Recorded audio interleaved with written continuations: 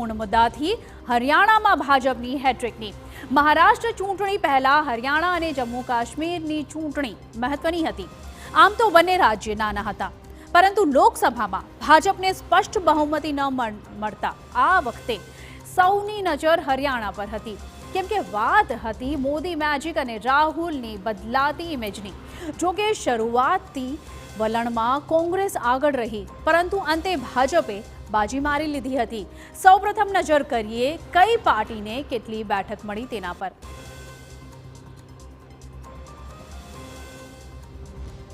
તો ફરી એક વખત હરિયાણામાં ભાજપની હેટ્રિક જોવા મળી છે। તો કઈ પાર્ટીને કેટલી બેઠક મળી છે તેના ઉપર આપણે નજર કરીએ તો अलग अलग बैठकों कुल जे 90 बैठकों है एसेम्बली सीट्स तेमांथी कोने केटली बैठक मળી છે तो भाजपने 49 बैठक मળી છે, कोंग्रेसने 36, जेजेपी ने एक पण बैठक नहीं मળી, आईएनएलडी ने 2 बैठक मળી છે ने आ पण पोतानुं खातुं नहीं खोली शक्यो અને બીજી પાર્ટીઓને 3 બેઠકો મળી છે। એટલે કે અહીં સ્પષ્ટપણે ભાજપને બહુમતી મળતી દેખાઈ રહી છે। 49 બેઠકો પર ભાજપે જીત મેળવી છે તો કોંગ્રેસ 36 પર અટકી ગઈ છે। તો હરિયાણાના ચૂંટણીના દંગલમાં ભાજપની જીત થઈ। 5 મહિના પહેલા જે હરિયાણાએ કોંગ્રેસને 10માંથી લોકસભાની 5 બેઠકો આપી, તે હરિયાણાએ વિધાનસભા ચૂંટણીમાં કોંગ્રેસ પર વિશ્વાસ મૂક્યો નથી।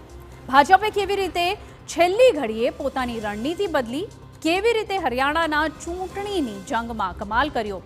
2014 અને 2019ની જીત બાદ આ વખતે હરિયાણામાં ભાજપ સામે સત્તા વિરોધી લહેર ચોક્કસ હતી, જેથી ભાજપે ચૂંટણી પહેલા જ પોતાના મુખ્યપ્રધાનને બદલી નાખ્યા હતા।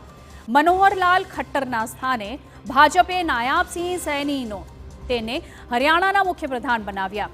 સાથે સાથે ભાજપ અને આરએસએસે એવો ચક્રવ્યૂહ રચ્યો જેમાં આખી કોંગ્રેસ જ ફસાઈ ગઈ।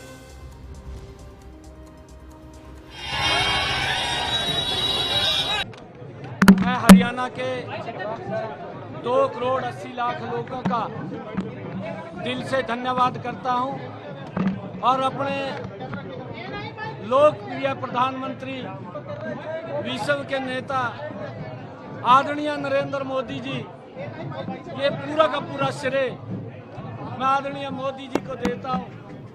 उनके आशीर्वाद से, उनकी गाइडलाइन के अंदर उनकी जो नीतियाँ हैं, उन नीतियों के ऊपर हरियाणा के लोगों ने मोहर लगाई है।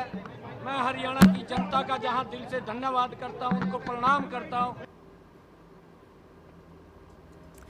तो भाजपे फरी एक वखत हेट्रिक करी છે। કઈ રણનીતિ પર ભાજપે ખાસ ફોકસ કર્યું હતું અને આખરે કયા કારણોસર કોંગ્રેસની હાર થઈ છે તે ચોક્કસપણે એનાલિસિસ કરવાનો મુદ્દો છે। તો આખરે જોઈએ કે કઈ રીતે ભાજપે ફરી એક વખત જીત મેળવી છે। તો 4 મહિના સુધી તમામ નેતાઓએ ઝંઝાવાતી ચૂંટણી પ્રચાર કર્યો। 16,000થી વધુ ચૂંટણી સભાનું આયોજન કરવામાં આવ્યું હતું અને આરએસએસની જમીની સ્તર પર મહેનત રંગ લાવી। જાટ મતદારો સિવાય અન્ય મતદારોને પણ રીઝવ્યા અને આરએસએસ દ્વારા ડોર ટુ ડોર ચૂંટણી પ્રચાર કરવામાં આવ્યો હતો। જ્યાં ભાજપ નબળું હતું ત્યાં સૌથી વધુ મહેનત કરવામાં આવી હતી। ઉમેદવાર પસંદગીથી રણનીતિ સુધી આરએસએસનું પૂરી રીતે યોગદાન રહ્યું। જો કોંગ્રેસની હારના કારણો પર નજર કરીએ તો વધુ પડતો આત્મવિશ્વાસ અને પાર્ટીમાં જૂથબંધી પાર્ટીને નડી ગઈ। હજુ તો પરિણામ પણ આવ્યા ન હતા, છતાં અનેક નેતાઓએ મુખ્યપ્રધાન પદને લઈને દાવાઓ ઠોકી દીધા હતા અને એટલે સ્પષ્ટ હતું કે કોંગ્રેસની હારમાં કોંગ્રેસના નેતાઓ જવાબદાર હતા। જનતાએ તો ગત ચૂંટણી કરતા કોંગ્રેસને વધુ બેઠક અને વધુ મત આપ્યા છે, પરંતુ સત્તાને લઈને જનતાનો સંપૂર્ણ વિશ્વાસ જીતવામાં કોંગ્રેસના નેતાઓ ફરી એકવાર નિષ્ફળ ગયા છે। કોંગ્રેસના હારના કારણની વાત કરીએ તો અલગ અલગ કારણો છે કે આખરે કેમ કોંગ્રેસ હારી ગઈ છે આ ચૂંટણી। તો કોંગ્રેસ પાર્ટીને જૂથવાદ નડી ગયો છે અને પોતપોતાના જ વિસ્તારમાં નેતાઓ રહ્યા વ્યસ્ત। તો લોકસભાની રણનીતિની વાત કરીએ તો વિધાનસભામાં તે રણનીતિ કામ ન આવી અને ઉમેદવારોની પસંદગીમાં પાર્ટી પસંદગી ન કરી શકી. તો જાતિ કાર્ડની વાત કરીએ તો કોંગ્રેસને કોઈ ફાયદો જાતિ કાર્ડનો થયો નથી અને ખેડૂતોના મુદ્દાની પણ ખાસ અસર અહીં જોવા મળી નથી અને આ તમામ કારણોના લીધે કોંગ્રેસની હાર અહીં ચોક્કસપણે જોવા મળી છે. તો ભાજપની જીતથી એક વાત સ્પષ્ટ થઈ ગઈ છે કે દેશમાં ભાજપ હજુ પણ ચૂંટણીના મોરચે કોંગ્રેસથી અનેક રીતે સારું પ્રદર્શન કરી શકે છે. વડાપ્રધાન મોદીના નામ પર હજુ પણ મત મળી રહ્યા છે.